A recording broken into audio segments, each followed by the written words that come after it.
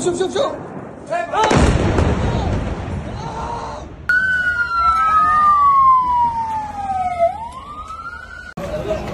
مرزداران توقف.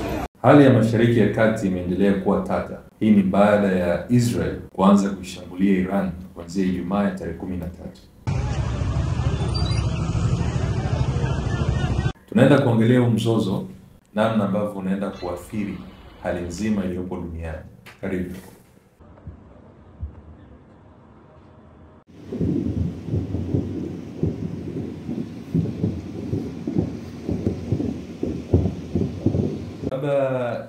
Joel, kama tukianza na huu mzozo, imekuwa kama nipige nikupige katika hii miaka miwili.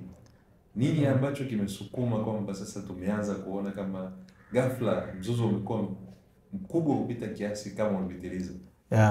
Kama ulivyosema, ni ndani ya hii miaka miwili tangu shambulio la Hamas dhidi ya Israel Oktoba 7, miaka miwili iliyopita sasa. Tumeona kumekuwa na mvutano mkubwa sana kati ya Iran ambayo ipo mstari wa mbele au unaweza kusema ni mshirika wa kundi kama la Hamas, lakini pia ni mshirika wa makundi mbalimbali ambayo ni pinzani kwa Israel.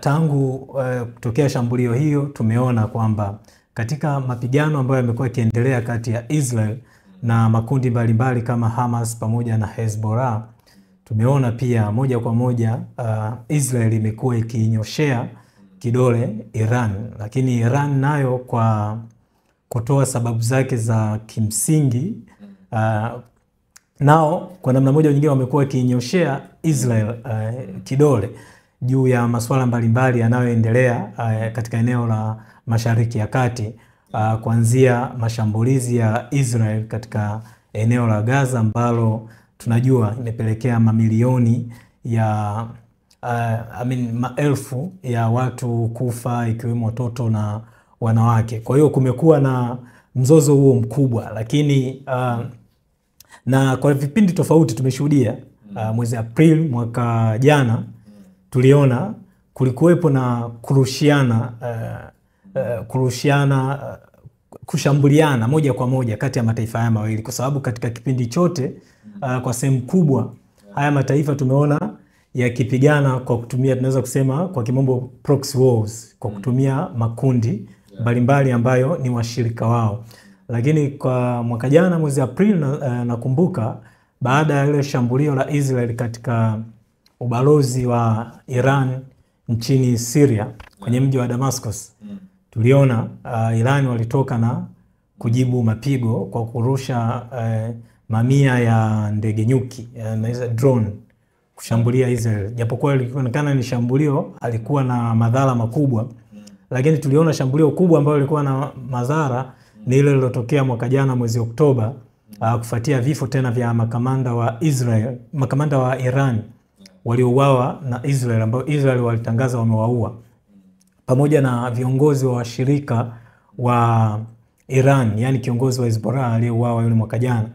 Kwa hiyo tunaona baada ya mashambulio haya pia Iran kwa mara ya kwanza ilirusha zaidi ya makombora 180 ya masafa ya kati na kwenda kuishambulia Israel, jambo ambalo ilikuwa ni la kihistoria kwa sababu tangu vita kubwa zilizotokea huko nyuma ambazo Israel ilipigana na mataifa mbalimbali ya Mashariki ya Kati, tuliona kwa mara ya kwanza miji hata wa Israel wenyewe wakielezea kwamba ni kitu ambacho hawajawahi kukiona katika maisha yao. Kwa wale ambao walizaliwa miaka karibuni, karibia nchi nzima wali shut down kutaka watu wajifiche kwenye maandaki. Kwa hiyo ilikuwa ni jambo la kihistoria.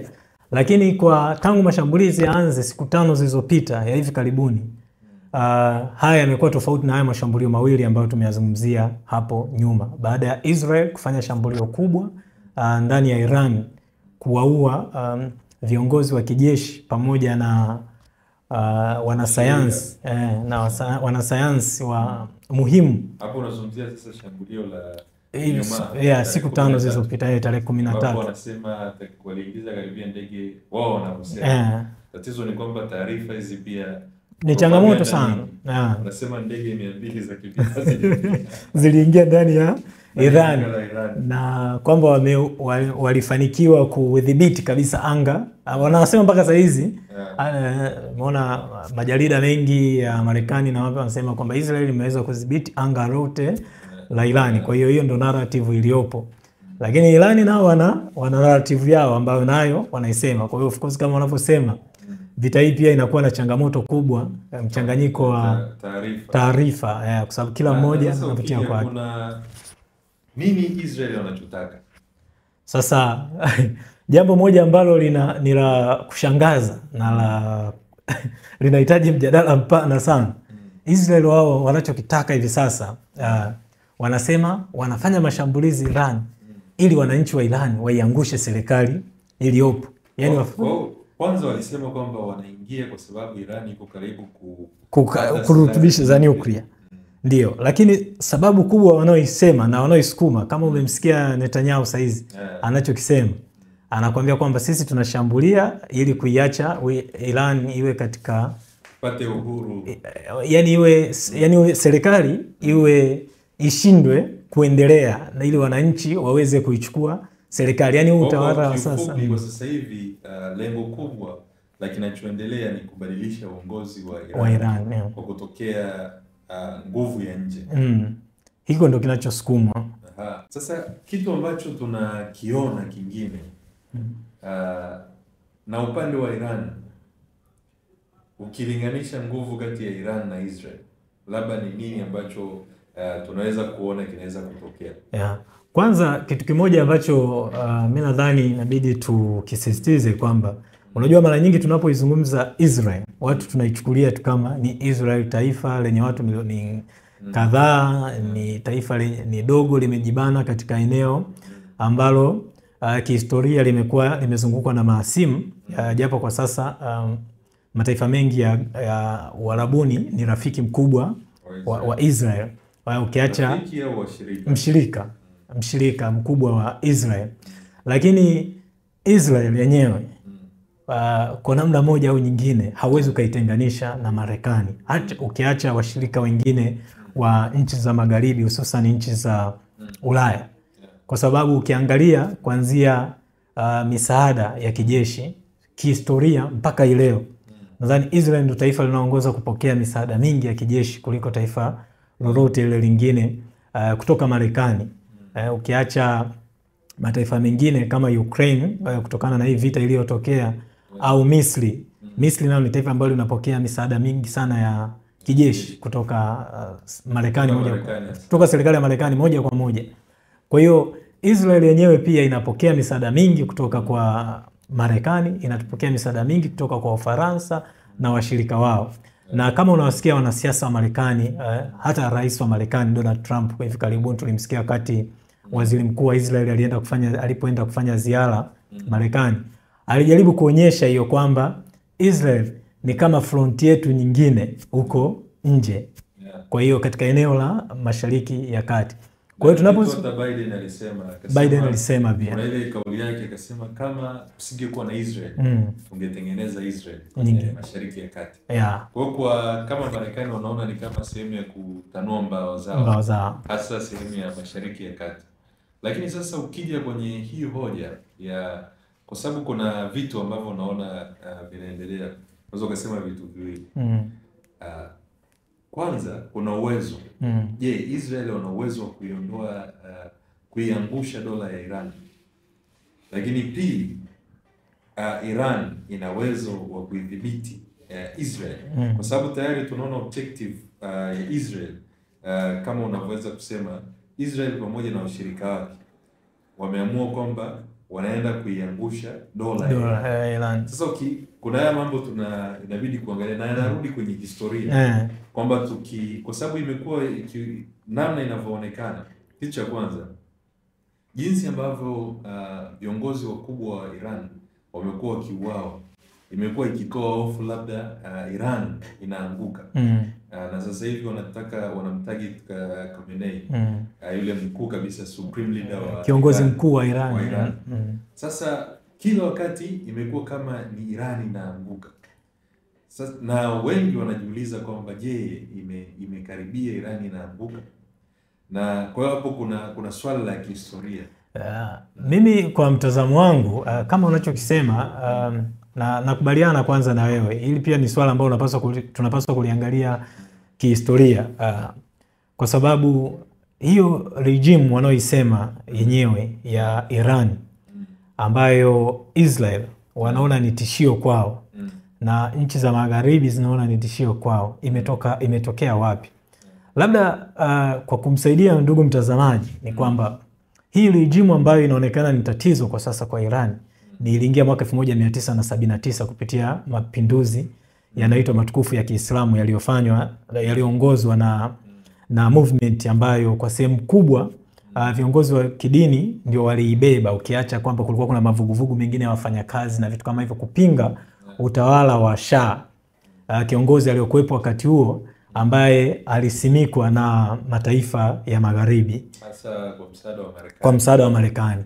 Na kwa wasiofahamu ni kwamba kabla ya mwaka 1979 Irani ndio alikuwa mshirika mkubwa wa Marekani na nchi za magharibi katika eneo la Mashariki ya Kati kuliko nchi yoyote ile nyingine, na Irani ilionekana ni kama nchi ambayo ni inaelekea Ulaya kuliko nchi yoyote katika eneo la Mashariki ya Kati.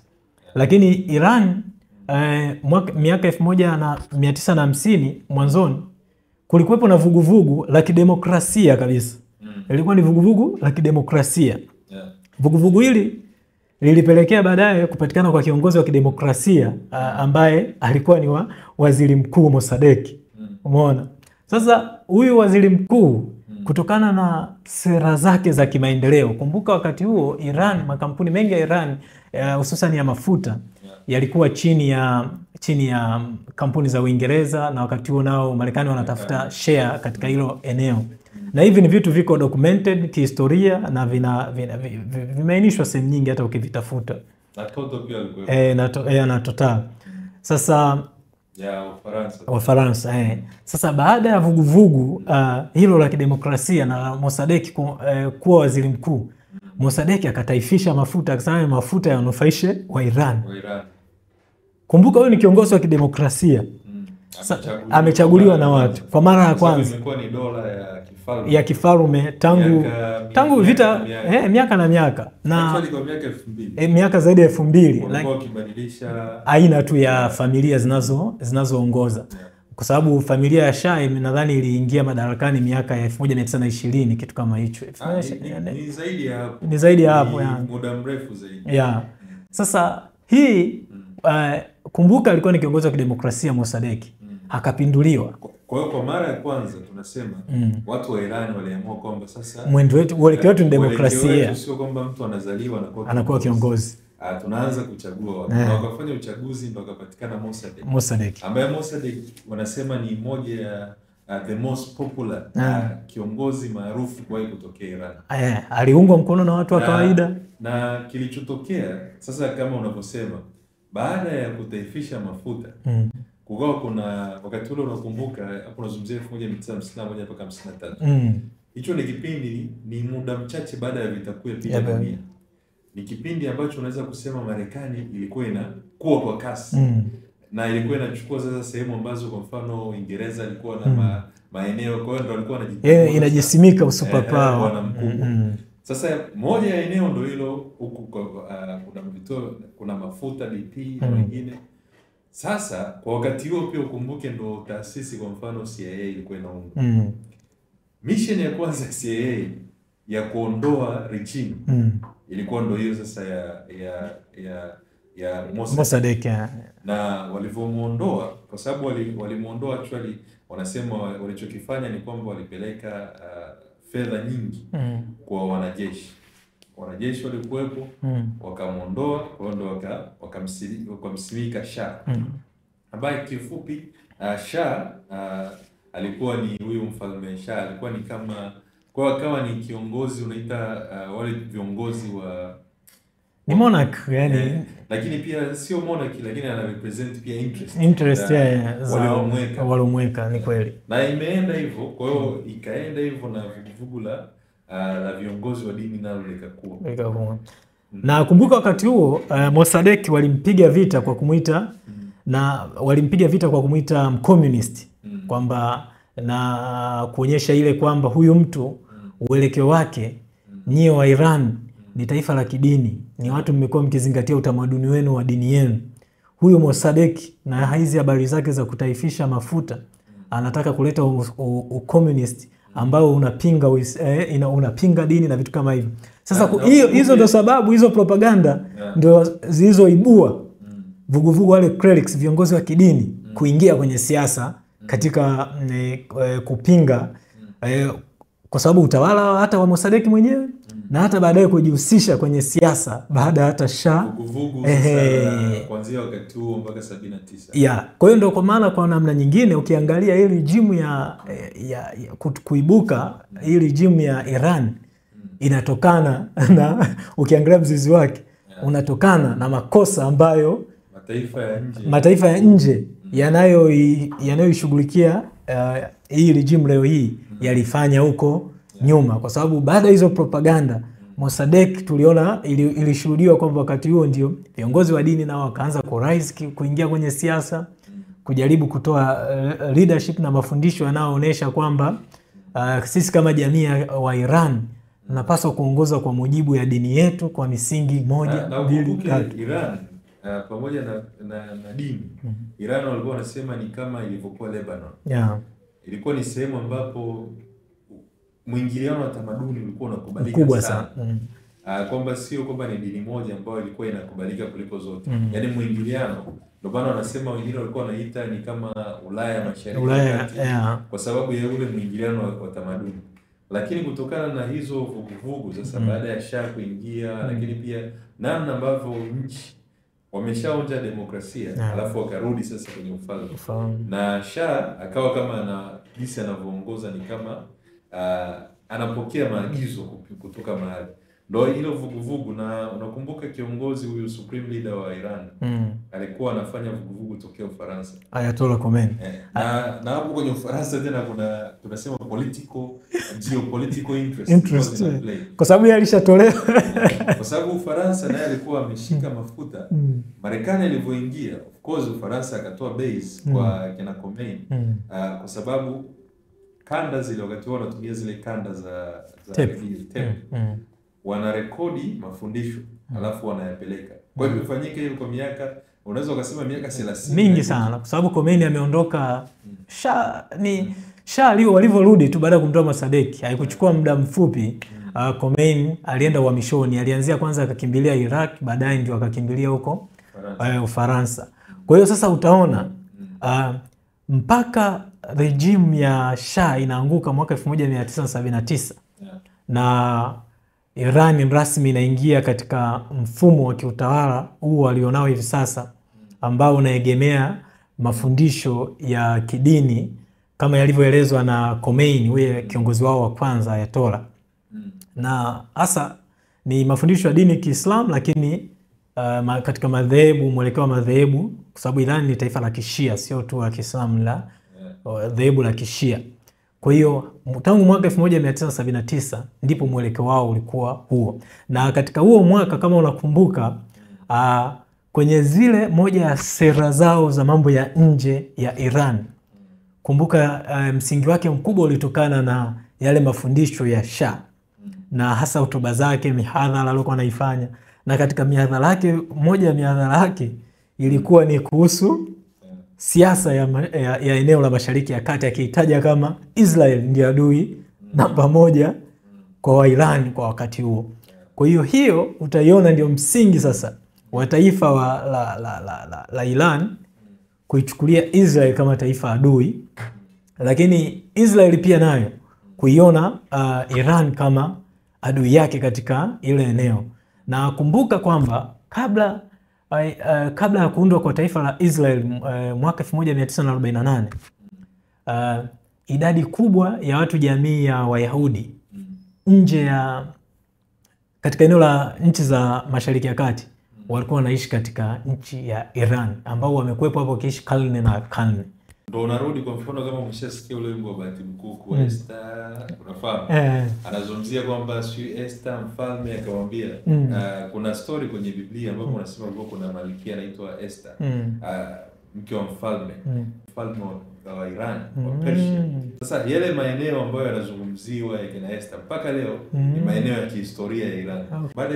Baada ya kina utawala mpya kusimikwa sasa. Na utawala wanaita baada ya mapinduzi kutokea, kwa sababu sio utawala uliingia kwa kura, mapinduzi ya 1979 ambapo ndo unatengeneza Islamic Republic of Iran, kwamba jamhuri ya Kiislamu ya Iran, ambapo ndo kina Khomeini wakaingia sasa, ndo kawa supreme leader.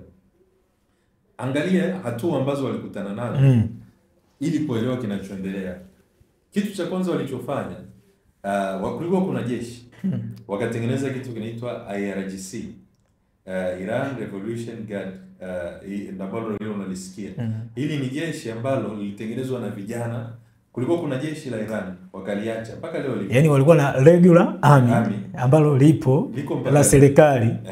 Lakini walivyoingia madarakani huu utawala mpya, mtazamaji anachokisema Tony, wakaanzisha kitu kinaitwa hilo jeshi la mapinduzi la ulinzi wa mapinduzi ya Iran. Jeshi hilo lilitokana na vijana waliokuwa kwenye vuguvugu la mapinduzi. Na ilikuwa ni technicality ambayo inawezekana imewasaidia kusurvive kuendelea hatua zinazokuja. Moja ya kitu ambacho kilifanya ilikuwa ni kulinda utawala mpya, kwa sababu una jeshi ambalo huna uhakika kama liko loyo kwa au linaelewa ideology ulioingia nayo. Lakini pia inawezekana jeshi likawa riski kwa wakati huo. Lakini kitu cha pili, sasa ndo hapo unakuja, baada ya wao kuingia tu 79, miaka mitatu baadaye 1982 Iraq akaishambulia Iran. Sababu kubwa ya Iraq kuishambulia Iran, Saddam Hussein wakati huo. Iran, ukumbuke, ndo sehemu pekee duniani ambayo ina Waislamu wengi wa Shia. Iraq kuna Waislamu wengi pia wa Shia. Lakini pia kuna Waislamu wa Sunni. Saddam Hussein wakati huo alikuwa anatoka kwenye ni Muislamu wa upande wa Sunni. Sasa anafungamana nao sana. Yeye ni Muislamu na serikali yake ilalamikia kukandamiza wa Shia. Alichokuwa anahofia ni kwamba kuna uwezekano mkubwa mapinduzi ya Iran yakahamia Iraq, ikapeleka influence. Wametofautiana na mpaka ni mdogo, yani ni nchi jirani. Kwa hiyo Saddam Hussein wakati huo, kwa sababu Iran ilikuwa inaonekana dunia nzima inaangalia Iran kama tishio, kwa sababu kila mtu anaikosoa, na wengine kwa sababu ya masuala ya kimaslahi. Saddam Hussein miaka mitatu baada ya serikali mpya kuingia akaivamia. Sasa hapo ndo unakuja tunasema zile wanaita statecraft, utaalamu wa kuunda dola.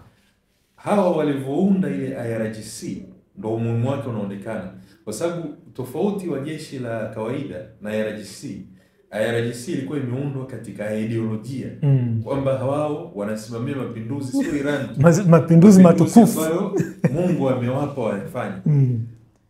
Vita ikaanza kupigana, ukumbuke ni dola ina miaka mitatu. Vita imeanza kupigana, ile vita imeenda miaka 10 nadhani.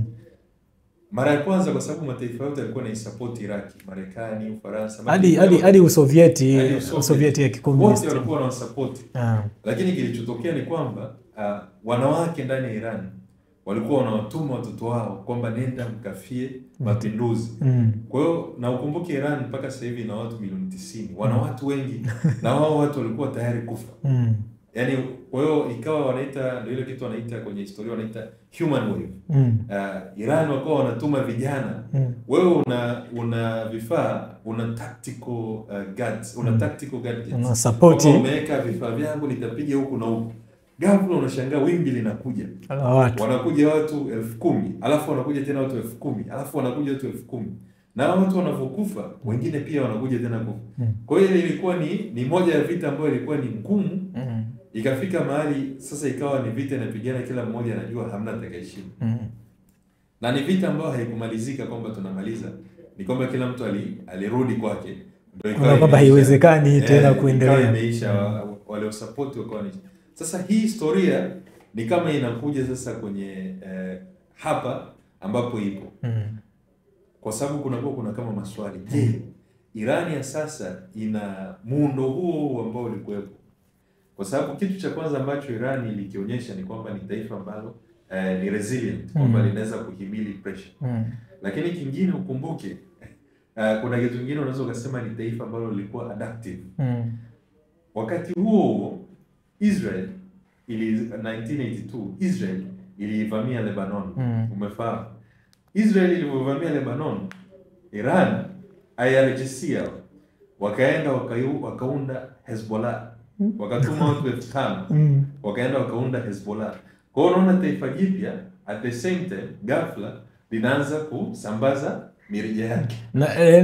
Na kama pia limeelewa politics, ndio hiyo unaizungumza katika statecraft, pia vimeelewa politics ya kimapigano pia, kwa sababu sio kila muda utahitaji kupigana moja kwa moja. Utahitaji kuzungukwa na proxy kwa ajili ya kujilia. Ni kama unatengeneza buffer zone kutokea pande mbalimbali ambazo unahisi adui yako atatokea.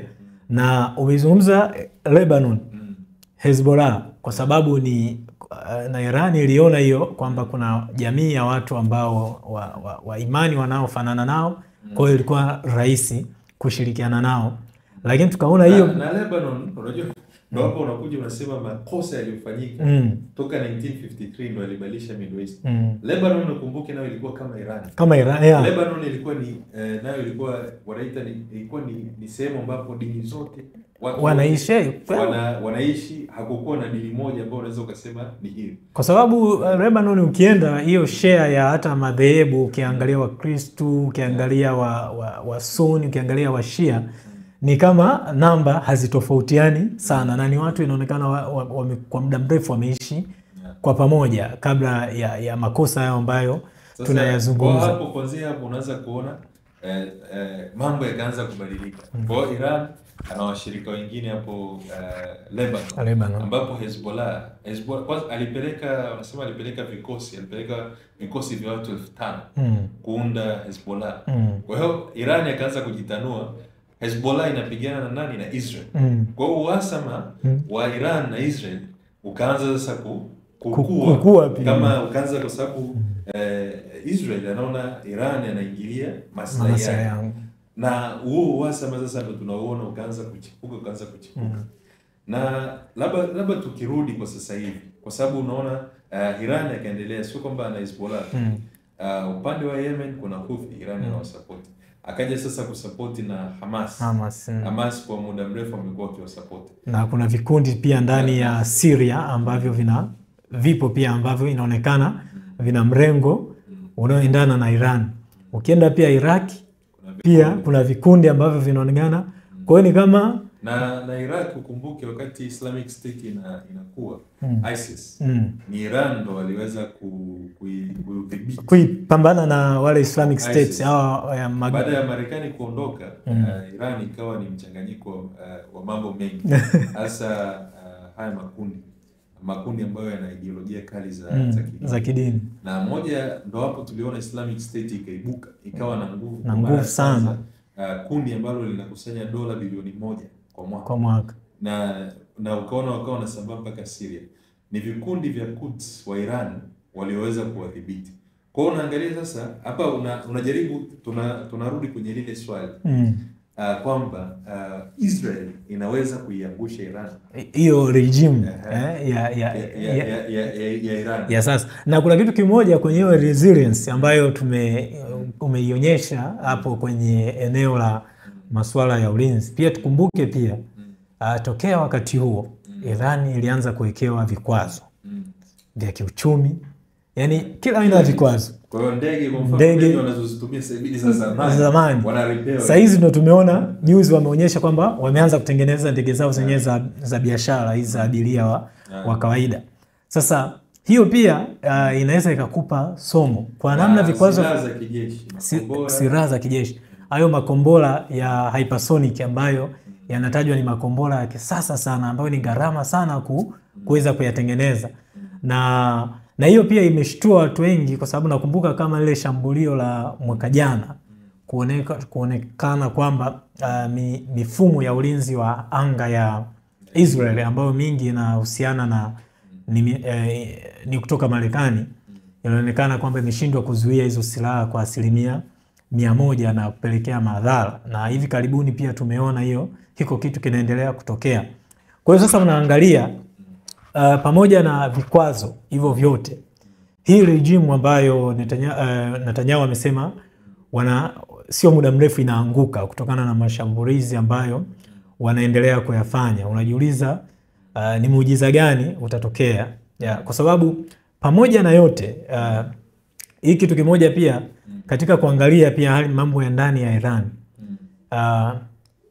hii regime imeonyesha resilience kubwa, lakini kwa upande mwingine pia kuna resistance ndani ambayo yapo wa watu ambao hawaridhiki kuongozwa kwa sheria au kwa namna mwenendo wa hii regime inavyokwenda.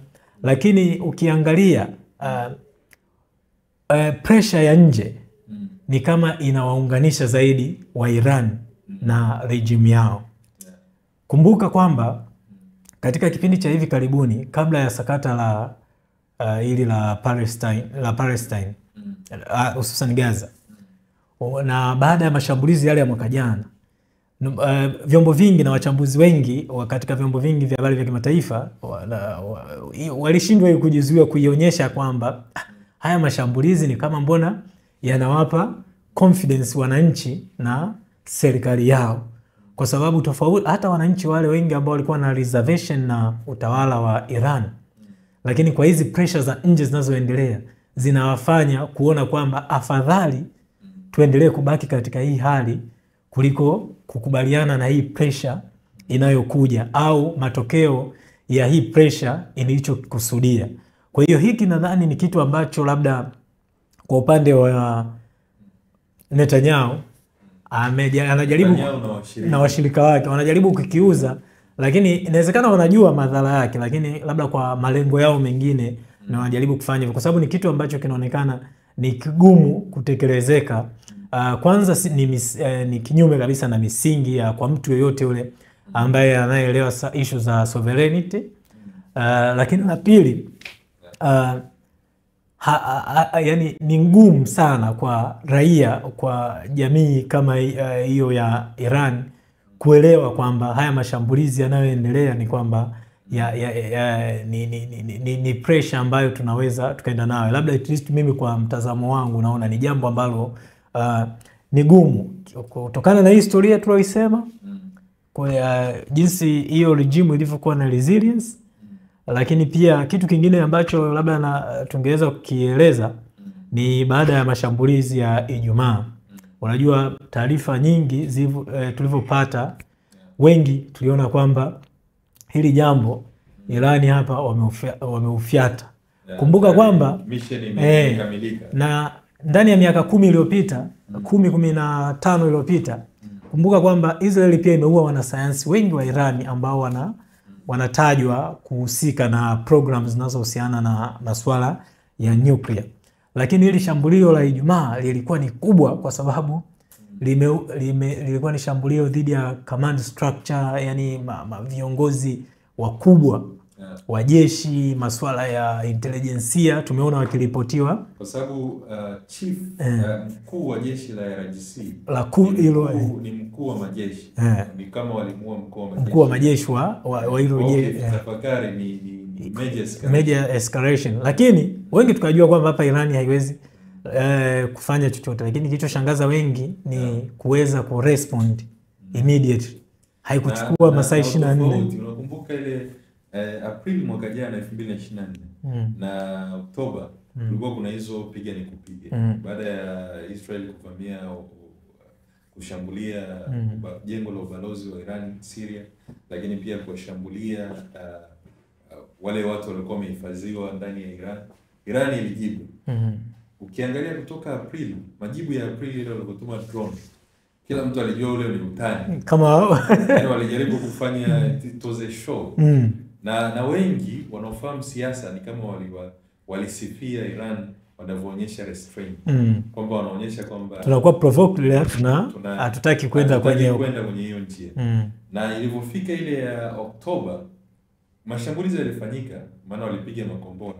Ilionekana kitu kilichoonekana ni kwamba hesabu nyingi zilifanyika, kwamba kuhakikisha kwamba hakuna hili jambo haliendi mbali.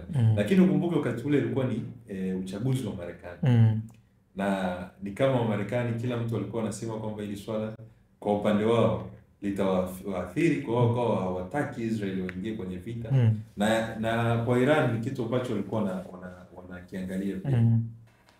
Sasa kwa sasa hivi hii sasa hivi ataki sasa hivi walivyopiga ile Jumamosi ilionekana iliwaweka sawa Iran. Wengine wanasema Netanyahu mpaka sasa hivi amekimbia, wengine wanasema yupo, wengine wanasema ameenda Ugiriki, sababu huwezi jua. Lakini vyombo vya habari vimeripoti kimuonyesha akitembelea maeneo yaliyoathiriwa, yaliyoharibika.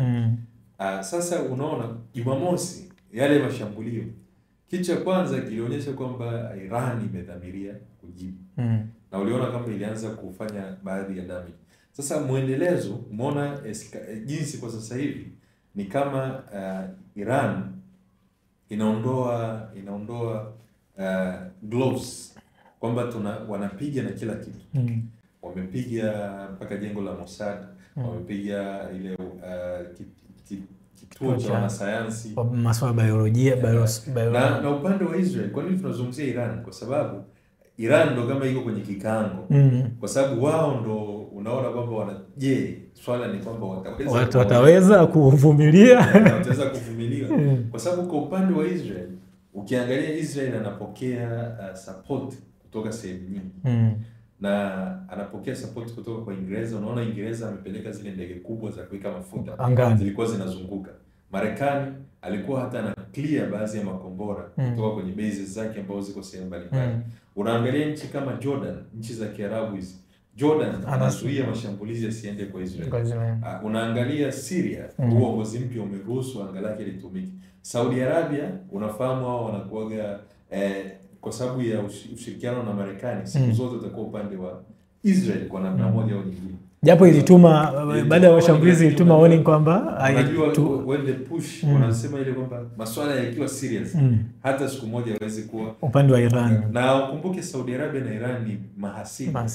Kwa sababu Saudi Arabia anamuona Iran kama anajaribu kusambaza Uislamu wa Shia, na ni tatizo kwao, wanaona kama ni tatizo kubwa. Sasa ukiangalia hata nchi zingine, kwa hiyo mataifa yote ni kama Iran yuko kwenye kikango. Ndio maana unaanza kuangalia kwamba Iran itaweza kuhimili. Na kwa sasa ukiangalia sasa, ukija kwenye kihistoria Iran ni taifa la wapiganaji. Kwa hiyo kama tukija kwenye historia ni ngumu. Lakini sasa unaangalia tukija kwenye swala lingine, labda kabla hujaenda hapo, umetaja umeiweka hiyo context ya ile shambulio la Oktoba mwaka jana, mashambulizi kati ya Iran na Israel, lakini pia ya mwaka huu. Na tuliona rais wa Marekani Donald Trump baada ya hiyo shambulizi alijaribu kwanza ni viongozi, kwa mfano waziri wa mambo ya nje alijaribu kuonyesha kwamba Ijumaa Marekani hatuhusiki. Lakini tukaona baadaye Trump amepost kwenye mtandao wa kijamii wa Truth kwamba kisema siku 60 zilizopita Irani niliwaambia tukae mezani tujadili hili swala la kuendeleza nuclear, kusikiliza. Leo siku ya 61 mmeona kilichotokea. Na akajaribu kuambia Irani kwamba wanayo nafasi ya kurudi. Lakini tumeona kadiri siku zinavyokwenda ni kama Israel inawapush Marekani pia waingize, yani ile rasmi. Sio kwamba sasa hizi inasikana hawapo ile tuingie sasa rasmi kudili na hawa jamaa. Na kuna hiyo push kubwa ambayo ina implication pia kwenye siasa za Marekani. Kwa sababu kumbuka Trump amekuwa mkosoaji mkubwa sana wa vita. Na wakati wa utawala wa Obama alikuwa anamshtumu Obama anataka kuingiza vita Marekani kuingiza vitani na dhidi ya Iran. Na wakati wa Joe Biden Trump kuelekea kwenye uchaguzi ametumia sana hiyo karata kwamba Biden anataka kuingiza Marekani vita na nchi kama Iran. Na hiyo agenda yake Trump ilisapotiwa sana na hili kundi kubwa la watu wa MAGA. Make watu wake wafuasi wa damu yani wale wanazi wa Marekani, yani nationalist kweli wa Marekani. Kwa hiyo tumeona hivi karibuni na kuna kama mgawanyo pia, watu wamegawanyika kwenye MAGA au watu wa Trump. Tumeona kuna baadhi ya senator na nini wakionekana kutoa support kwa Israel kuendeleza mashambulizi na Marekani kuongeza nguvu. Lakini tumeona kuna watu pia influential sana ndani ya MAGA, ikiwepo mtangazaji Tucker Carlson ambaye amemkosoa, kitu ambacho kimemfrustrate Trump. Tumeona naye amemjibu kwa sababu watu wengi wameandika, lakini tumeona yani moja kwa moja mtu aliyomjibu kama kwa kugafirika ni Carlson, huyo mtangazaji maarufu sana ambaye kama kwa mtazamaji ni supporter mkubwa sana wa Trump. Kwa msiofahamu ni huyu aliwahi kufanya mahojiano mpaka na Putin, alienda Moscow. Lakini amewahi kufanya mahojiano na watu wengi sana controversial ambao media nyingi za Marekani zisingeweza kufanya naye mahojiano. Tuliona hao watu wanamkosoa, wanasema kujiingiza kwenye hii vita ni kwenda kinyume na sera ya America First. Na sasa ukiangalia moja ya kitu ambacho kinakuta ni kwamba wa Marekani wa kawaida wamechoka nchi yao kujiingiza kwenye mambo mengi vita, lakini kingine ni wamechoka vita. Sasa vita na Iran imekuwepo kila wakati. Sasa Marekani kama Marekani hajawahi ule msukumo wa dhati kama nchi kutaka vita na Iran haujawahi kuwepo katika miaka hii karibuni, na inawezekana pia kwa sababu ya nguvu ya Iran lakini pia hakujawahi kuwa na sababu. Unajua Iran kwa miaka mingi imekuwa nawe ikijitahidi kupunguza stress kwa sababu imekuwa vikwazo, kwa hiyo wamekuwa wakijitahidi kufanya mambo yao, wanajaribu kuishi. Lakini shida kubwa kwa Israel, ambition yao siku zote imekuwa ni kuivunja Iran. Yaani imekuwa ni ambition kubwa hasa kwa Netanyahu. Kwa miaka mingi wamekuwa wakiona, anasema kuvunja ile miguu ya pweza Iran, kwamba anasema Iran imekatenda zake kwenye ile eneo.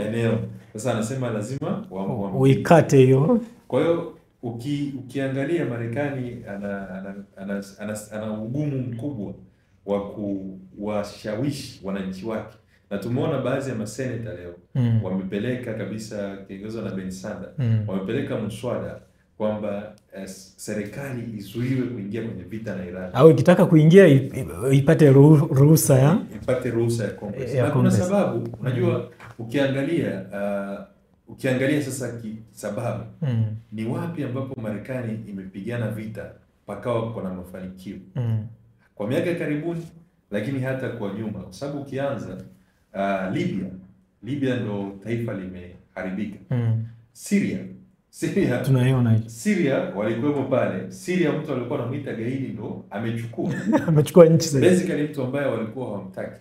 Wao walikuwa na support KDF, vikosi vya Wakurdi, SDF, Syria Democratic Force, vikosi vya Wakurdi. Wameshika maeneo, lakini alishika ni mtu ambaye alikuwa anatajwa na kama ni gaidi, kwamba ni gaidi.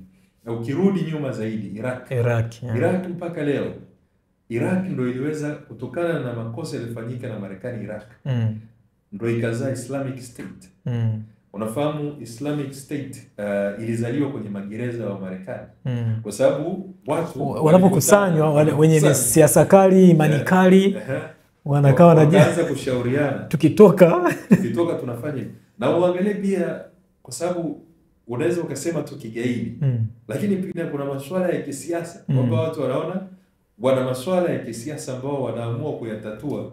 Of course unaweza ukawaita magaidi, lakini kuna masuala ya kisiasa kwamba wanatafuta njia za kisiasa. Ukirudi nyuma zaidi useme uende Vietnam.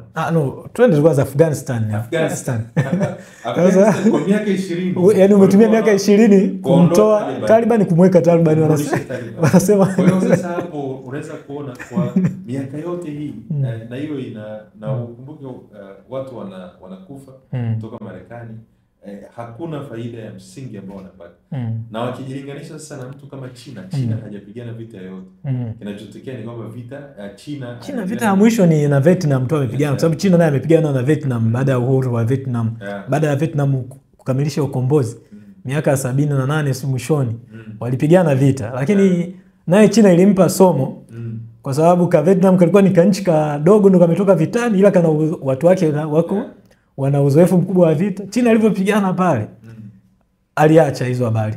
Toka hapo haikuwa kushuhudiwa tena. Kwa hiyo hakuna namna yoyote, yani hakuna kihistoria, hakuna namna yoyote ambapo unaweza kuangusha utawala wa Iran kwa kivita. Halafu mambo yakawa rahisi. Na hata kuanguka, hiyo swala la kuanguka, namna pekee ambayo utawala wa Iran unaweza kuanguka ni kuanguka wenyewe kutokea ndani. Labda wafanye sabotage, lakini kuangusha kwa kutokea nje, mimi nadhani itasababisha disaster kubwa tu, yani majanga tu ya vifo vya watu, na kama majanga yanayoendelea hivi sasa kote, kuna Waisraeli saizi wanakufa kutokana na mashambulizi ya Iran kwenda kwenye miji ya Israel na target mbalimbali ambazo wanashambulia.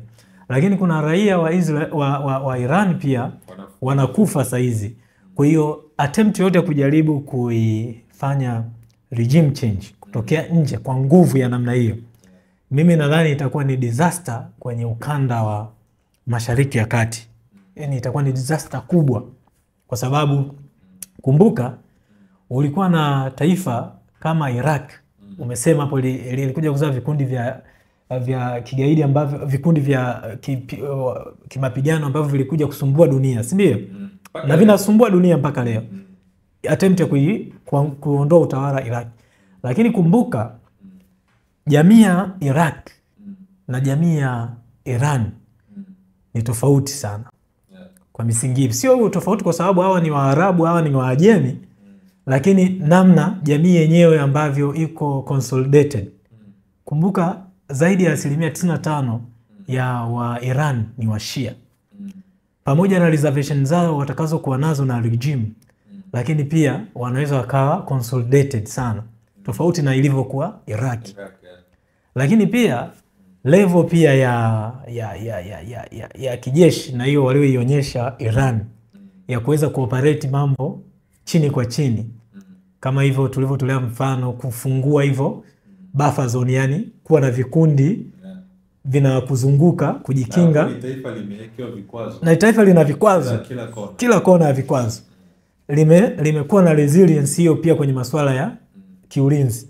Sasa kwa akili ya kawaida, hata kwa mtu ambaye sisi raia wa kawaida ambao huna military knowledge, unaweza ukasema ni kwa namna gani hiyo utawala unaweza kuanguka.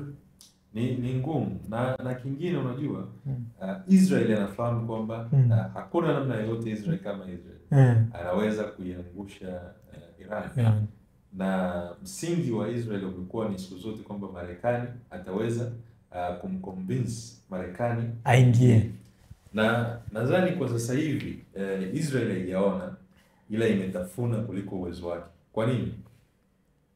Hali ya mabadiliko, ukiangalia baadhi ya kura za maoni juu ya Israel zimekuwa zikibadilika toka ile Oktoba 23 baada ya shambulio la Hamas na Israel kuingia Gaza na kufanya uharibifu na mauaji makubwa ya watu, watoto na kadhalika. Hali hasa ndani ya Marekani ambao ni mshirika wake mkubwa, anatoa bajeti kubwa ya ulinzi, imekuwa ikibadilika. Kwa hiyo kuna uwezekano mkubwa tatizo la kisiasa la Marekani likawa kubwa kiasi kwamba Israeli mwenyewe asiweze kulihimili kubadilisha upepo. Na nadhani kwa upande wa Iran wameonyesha, unaweza kusema restraint. Yaani wameendelea kuonyesha kwamba wanaweza kujizuia. Wanaweza kujizuia, ila sasa haujui kwamba itafikia wapi. Ila kitu pekee ambacho tunafahamu ni kwamba kama escalation ikitokea itakuwa ni disaster. Itakuwa ni disaster kwa kila mtu. Hasa katika Middle East. Moja ya kitu ambacho tumeona hao washirika wa Iran, kwa mfano China na Urusi, tunaona kwa mfano China amekuwa ni complicated sana kwenye kusaidia washirika wake. Lakini ni sahihi, japo nimeona leo ile media chombo cha habari rasmi cha serikali ya China kimekoti maneno aliyoongea rais wa China Xi ambaye yuko ziarani, nadhani moja ya nchi mashariki. Anasema kwamba mashambulizi ya Israel kwa Iran yanataka kutibua mambo kwenye ile eneo la Mashariki ya Kati. Ni kujaribu kama kuonyesha kwamba kuna haja ya hawa watu kumaliza hilo. Lakini tukija sasa kwenye pointi yako unaoisema kwamba China au washirika wa Iran, tunajua Urusi ni mshirika wa Iran. Iran amekuwa kisupply vifaa vya kijeshi pamoja na silaha kwa Urusi, lakini pia Iran amekuwa kinunua silaha Urusi. Kwa upande wa China tumeona ushirikiano wao mkubwa ni wa kiuchumi.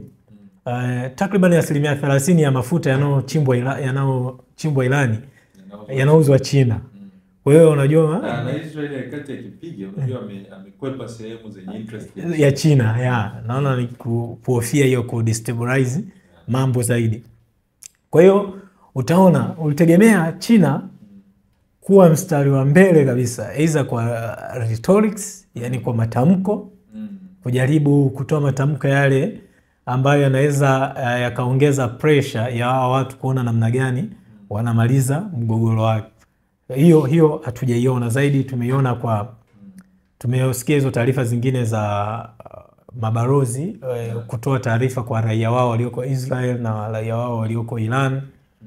Lakini kwa upande wa Urusi, taarifa ya Donald Trump siku kama 2 zilizopita, siku ya birthday yake, wakati jeshi la Marekani linaadhimisha miaka 250 tulimuona Donald Trump anasema amefanya mazungumzo marefu sana takriban saa nzima na Putin, lakini wamezungumzia mambo mengine kuhusiana uhusiano wa Marekani. Akasema wamezungumzia pia swala ya Ukraine na kugusia kidogo umuhimu wa yanayoendelea kati ya Israel na Iran yaweze kumalizika. Kwa hiyo lakini hatujaona bado push kubwa ya kutoka kwa washirika wa Iran. Na labda wengi kumekuwa na mjadala, tumeona, sijajua na kwa upande wako Tony unaichukuliaje? Tumeona wengi wanasema kwamba Urusi haitaweza kukubali Iran ianguke kama Syria, kwa sababu baada ya vita ya Ukraine, lakini pia vikwazo walivyowekewa na nchi za magharibi, wanaitazama upande wa Iran kama korido mpya ya kibiashara, yani kuanzia biashara na ushirikiano pia hata wa kiulinzi. Tumeona Urusi inatoa malighafi nyingi za hususan utengenezaji wa ndege zisizo na marubani kwenye vita yake ya Ukraine zinatoka Iran. Lakini mimi bado nina wasiwasi, kwa sababu kimaslahi inaona Syria, Russia alikuwa na maslahi mapana kushinda Iran. Lakini tumeona maybe kutokana na pressure walizonazo Urusi. Ila Syria ni tofauti. Syria moja ya kitu kilichotokea wakati Iran wanaondoka ni kwamba walishangaa kwamba jeshi la Assad lilikuwa linapeperuka, linakimbia. Sasa kwa nini wapigania watu ambao wajipigania? Kitu ambacho tunajua kitakuwepo Iran, resistance itakuwepo. Hakuna namna yote ya kutakuwa na resistance. Lakini nadhani hata Iran wako frustrated na hawa washirika wao. Labda covertly, yani kwa siri wanawasaidia. Lakini China tumeona hata Kongo. China na maslahi makubwa Kongo. Lakini umemuona akishiriki chochote. China ndo mwenye ile mnaita FDI stock. Ile yani uwekezaji mkubwa. Taifa lenye uwekezaji mkubwa Kongo. Unajua hii ni wengi hatuna picha hiyo. Lakini mwenye uwekezaji mkubwa Kongo ni China. Lakini kashikashi zinapotokea Kongo hatukuona China, labda kutokana na sera yake kwamba ya mambo ya ndani waliokuwa wanaongoza si watu wengine. Yeye alikuwa, kwa hiyo inawezekana pia sera yake, lakini inawezekana ikawa ni changamoto kubwa kwa washirika wake, hasa kuelekea mbele. Lakini sasa labda kwa kumalizia, so far tunaona Israel anaendelea kuweka maumivu kwa Iran, lakini pia Iran anaweka maumivu kwa Israel. Kile ilikuwa kinaitwa Iron Dome inaonekana kumbe sio kwa asilimia hizo kama walivyokuwa wanasema, wanapigwa pounded kama na wao wanavyo pound. Sijui mwisho utakuwaje, lakini moja ya mwisho ambao unategemewa kama Marekani yakiingia, hii inakuwa vita kamili. Na hii vita itaanzia, kitu cha kwanza Iran atakachofanya lazima atapiga Saudi Arabia. Lazima atapiga Saudi Arabia. Ndio maana unaona hizi nchi 20 za Kiislamu zimetoa tamko. Lazima Iran atajaribu kuipiga Qatar. Kwa sababu kuna base za Marekani, lakini kuna serious interest za Marekani. Kwa hiyo frustration yoyote itasambaa Middle East yote. Na hiyo itaathiri dunia nzima kwa kiwango kikubwa, kwa sababu saa hizi tunavyozungumza, na hiyo mimi ndo naiona red line nyingine. Kama ulivyosema, Israel inaishambulia Iran lakini kwa umakini, kwa kutogusa interest za China, lakini kuna maeneo mengine ambayo hayataathiri ile inaita supply chain ya mafuta duniani. Kwa sababu kumbuka, zaidi ya 30% ya mafuta yote yanayotumika duniani yanapita kwenye Gulf hiyo ambayo Iran ina uwezo wa kuidhibiti na kuathiri supply ya mafuta duniani kwa kiwango kikubwa sana. Kwa hiyo pia mimi naiona red line. Na Iran imekuwa, kumbuka, inatoaga onyo hilo kwamba ikishambuliwa itafunga ile njia. Itaifunga ile njia kadogo meli Iran inaweza kufunga ambao na kwa sasa hivi inajizuia. Sasa ndio hiyo nasema, kama escalation zitaendelea na hakutakuwepo na pressure duniani ya kuhakikisha Israel na washirika wao labda wanakaa mezani na Iran kumaliza hii jambo, nadhani ndio pia kitu ambacho Iran watakichukua. Kwa sababu kwa sasa hizi pamoja na hayo mapigano tumeona hakujatokea shida yoyote kwenye bei za mafuta. Ni kutokana hayo mashambulizi yamelenga kushambulia, yani kuharibu supply chain ya mafuta kwenye ndani ya nchi husika, sio ile ya dunia. Hizo route za dunia za makampuni ya dunia ambayo yanapitisha mafuta ghafi. Kwa sababu tumeona Iran imeshambulia huko Haifa vituo vikubwa sana vya mafuta, vimeshambulia vya kuhifadhi mafuta ya Israel. Lakini hata mabomba yanayotajwa makubwa ya mafuta yanayosupply kwenye refinery plant mbalimbali zinazochakata mafuta pia inasemekana imepigwa mabomu, kwa mujibu wa mashirika ya habari kama Reuters. Lakini pia upande wa Iran tuliona Israel ilitoa taarifa kwamba imeshambulia, ukiacha plant za nuclear za kurutubisha nuclear, lakini pia imeshambulia plant za mafuta, refineries na maeneo ya kuhifadhi mafuta. Kwa hizo ni miundombinu ambayo imeshambuliwa kuathiri supply ya mafuta ya nishati kwenye nchi husika. Kwa hiyo kila nchi imejaribu kuepusha kuleta hiyo pressure kwa dunia kwa sasa. Lakini kama vita itaendelea, mimi nina uhakika kabisa kwamba issue itakayokuja saa hizi ni kila mtu atajaribu hasa naoiona kwa upande wa Iran, kuifrustrate dunia kwamba jaribu kuangalia hiki kinachoendelea hapa, kwa sababu ukizuia hata kwa siku moja meli za mafuta zisipite katika hilo eneo, ni umesababisha disruption kubwa sana duniani. Yaani duniani, hata mpaka huko kwetu tunategemea mafuta ya UAE, ya Qatar. Tunategemea mafuta ya UAE, Qatar, Saudia, mafuta na nchi zingine za sababu bei lazima itapanda. Kipindi kile cha Ukraine tulinusurika kwa sababu na ukiangalia sehemu kubwa pia ya nchi zetu si hatutumii mafuta ya Ukraine. Ukiacha ile bei ilipanda kutokana na disruption tu kwa ujumla.